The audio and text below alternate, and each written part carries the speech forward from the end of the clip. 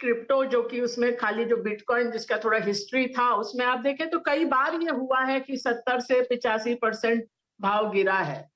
तो ये तो क्लियर था कि ये बहुत वॉलेटाइल एसेट क्लास है। कब उसमें क्या हो जाए वो कहना मुश्किल था।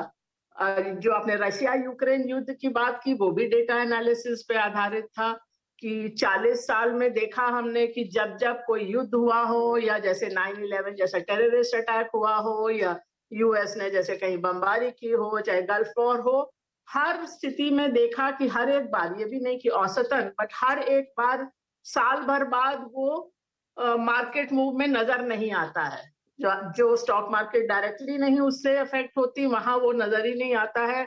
सिवाय हो सकता ऑयल और गोल्ड, यही दो जगह थी जहां कभी असर नजर आया साल भर बाद। तो कॉमन थीम चाहे ये सब कॉल्स का हो, चाहे जिस तरह से हम लोग पोर्टफोलियोज मैनेज करते हैं, सब में एक ही कॉमन थीम है कि सब कुछ डेटा पे बेस्ड होना चाहिए, प्रॉपरली एनालाइज होना चाहिए।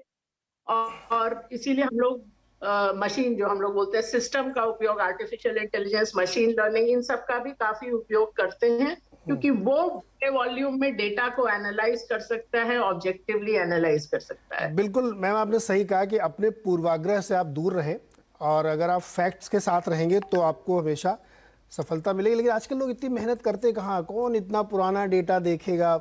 ये मेहनत का फल है जो आपको मिला।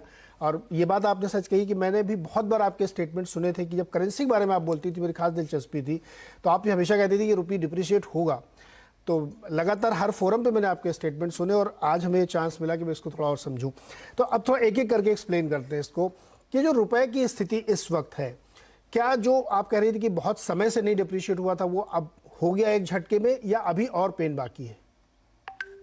अब मतलब अब कहना मुश्किल है कि कितना एक बार में और कितना जाएगा, पर फिर भी लगता है कि शायद 1-2 रुपया और यहाँ से घटे। पर अब मतलब वो देखना पड़ेगा। वो अभी एकदम से अब बहुत ज्यादा मूव होगा ऐसा अभी फिलहाल तो नहीं नजर आ रहा है। पर अभी भी कुछ हद तक वीकनेस तो बनी रहेगी। कुछ हद तक वीकनेस अभी रहेगी, लेकिन बहुत ज़्यादा उसमें करेक्शन शायद नहीं होगा। मैम, अब चूंकि वॉर की वजह से ही फिर इन्फ्लेशन, ऑयल, एनर्जी क्राइसिस और ये सब कुछ शुरू हुआ जिससे पूरी दुनिया जूझ रही है। यूएस खास तौर पे अपने रेट्स इतने ज़्यादा बढ़ा रहे हैं कि वो एक तरीके से डिमांड को क्रश करना चाहते हैं जिससे कि वो टारगेट हासिल कर सकें। लेकिन इंडियन स्पेसिफिक में हम देखें तो हम लोग उतना नहीं गिरे जितना दुनिया के दूसरे बाजार गिरे, या हमारी करेंसी भी अगर हम येन को देखें, यूरो को देखें, तो उसके सामने अभी भी बहुत स्ट्रांग दिखती है। तो भारतीय पर्सपेक्टिव में अगर इन दोनों चीज़ों को हम देखें तो बाजार कैसा लगता है आपको? तो इन्फ्लेशन तो कम हुआ, जैसा कि मैंने अभी हाल फिलहाल में एक आर्टिकल इस पर भी लिखा था कि अगर आपसे 1 महीना 1.5 महीना पहले पूछा जाता तो बोलते कि क्या आपको चाहिए, तो आप बोलते कमोडिटी इन्फ्लेशन कम हो। और कमोडिटी इन्फ्लेशन तो बहुत कम हुआ है। अभी आप जनवरी से अब तक देखें तो मेटल्स तो सब अब नेगेटिव टेरिटरी में हैं, और कॉपर, एल्यूमिनियम वगैरह तो 20-25% डाउन है जनवरी के लेवल से। इवन जो कृषि उत्पाद थे उनका भी अधिकतर, कई तो अब नेगेटिव टेरिटरी में आ गए हैं, कुछ एक दो गेहूं या आई थिंक सोया पॉजिटिव में है। खाली कच्चा तेल और नेचुरल गैस, ये दो चीज पॉजिटिव टेरिटरी में है।